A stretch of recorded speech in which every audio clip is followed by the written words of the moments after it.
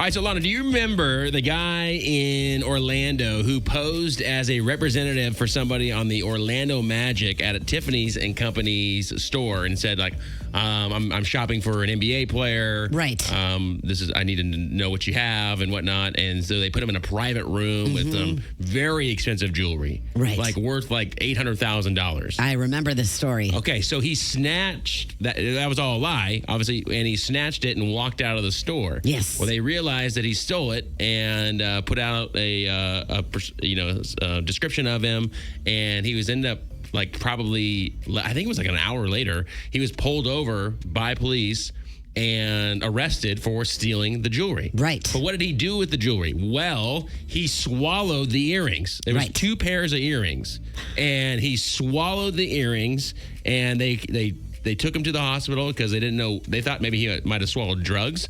So they had to take him to the hospital to make sure that he was all right. And when they did a body scan, they saw the earrings inside his stomach. Right. So now we come to the question, and we talked about this, was what do they do? Are they going to recover these earrings? Because at some point, this is going to come out, right? Yeah. Of course. Yeah. What are they going to do with the earrings after they Right. recover them? And because they're worth $800,000. Are they putting them back on the store display? Well, March 10th, I don't know if they're doing that, but on March 10th, 3 of the 4 earrings were recovered. 3 of the 4? 3 of the 4.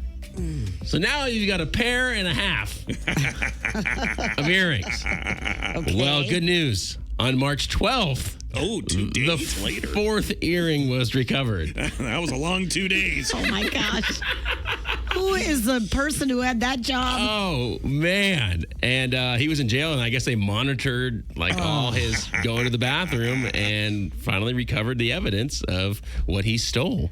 Oh my gosh. Which is really funny too, by the way, is when they arrested him in his cup tray in the middle. He had the center console. He had the price tags there.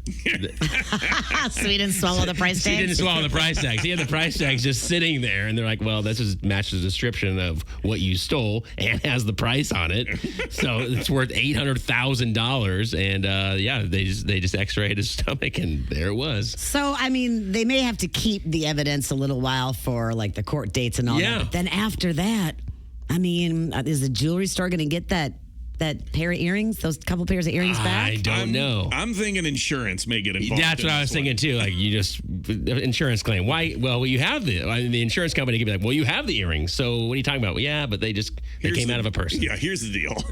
I know, but then, I mean, what's going to happen to the earrings? I mean, somebody's going to get a hold of them and sell them for a discounted price. That's true. I think it's going to be a huge discount, and then you have to explain why it's discounted, which will be very interesting. But JR, you've got a chance to give Kristen an $800,000 pair of earrings for, let's say, 10 grand.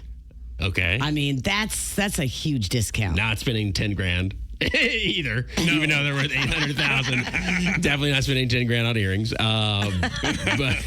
But I mean, they would be beautiful. I mean, how big are they? 2 carats each? oh, they're got to be bigger than that. To be $800,000, Yeah, I you got to be don't bigger know. than I that. don't know. They're Tiffany. They're Tiffany diamonds. Yeah, so, but to answer your question, no, I would not spend the $10,000, and I don't think she would wear them. She's No. a germaphobe big time. Oh, my gosh. So there's no That's way. the worst thing that you could ever do to Kristen. Yeah, she would. Like the worst. She would not be wearing those in her I don't think any woman would wear those. the poop rings. I I'm don't think it's going to sorry. happen. There's no way. There's no way. That stinks. Literally. Thank you, Lana. Well done, Lana. Yeah, that's what we're talking about. So we lost a legend last Friday. George Foreman passed away. We knew him as a legendary boxer and a champion and a gold medalist and all that. But you also knew him for something else, and that is The grill. the George Foreman grill. Have you owned one of these, Kevin? I've owned multiple of these. Okay. Yeah, when it breaks, you got to get another one. That is 'Cause you correct. need it. Lana, have you? Oh, yeah. Okay, so have I. And they're great. They work great. And this actually was something that a lot of people, when they first pitched this, a lot of companies are like, we're not doing that. That doesn't make any sense. Why would people want a little grill? That would make no sense. And he got turned away by a lot of companies.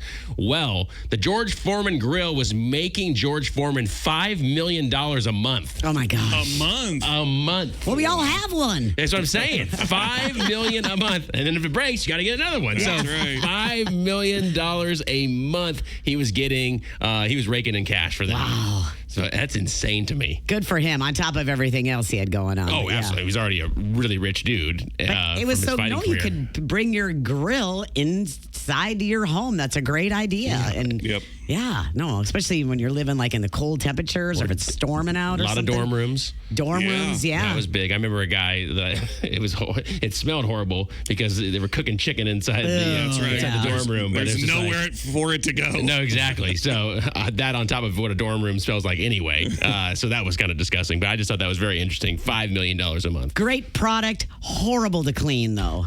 Yeah, Really? they are tough to clean. But when they started making them where the plates would come off of them, That that was was good. But good. just trying to hold that thing up, like trying to run water underneath it. tough. Oh, that was horrible to clean. That's why we never wanted to use it because nobody wanted to clean But it. everybody had one. They never Yeah. used it, and then they Yeah. always That's had right. one. Cleaned it once, we're like, yep, never using that thing again.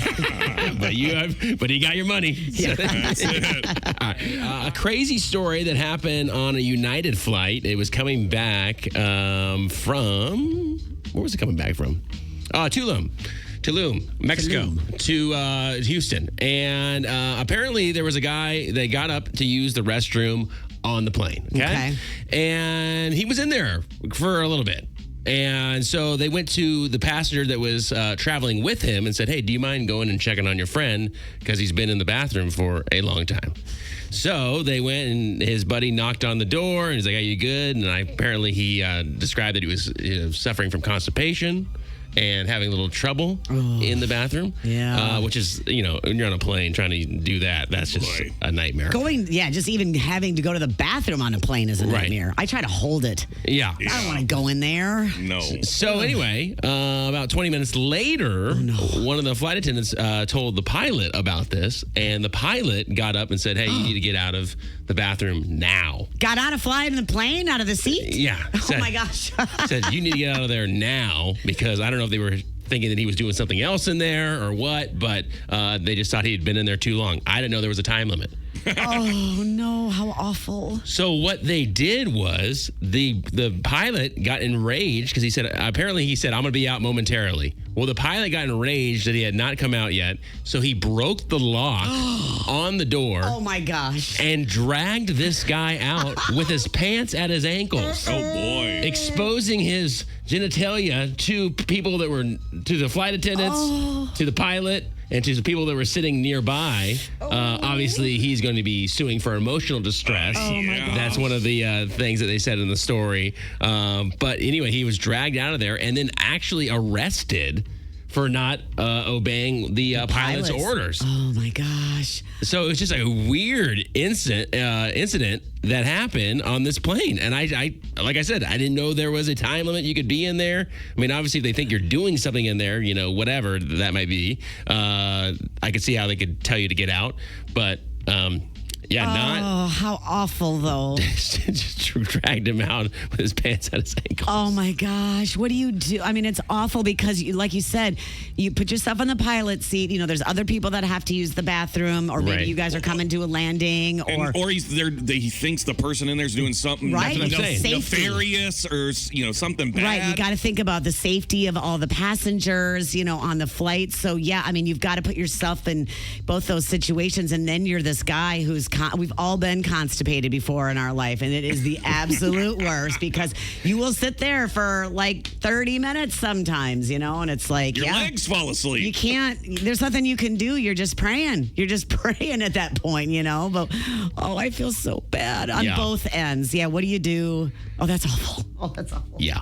They're going to be seeking damages to determine I'm at thinking trial, so. in addition to attorney's fees. Yeah. So this is going to be a whole drawn out thing. But man, the pilot must have just been ticked off to break the lock on the At door. that point, I'd be like, hold on, I'll put my pants on. I'm coming out. Yeah, I would've apparently done he that. said he was about to come out, and then that was not fast enough. Oh, gosh. But man, coming back from Tulum, just enjoying yourself, and then all of a sudden, oh no, constipation hits, and then next thing you know, you're getting dragged out with your junk showing. Yikes.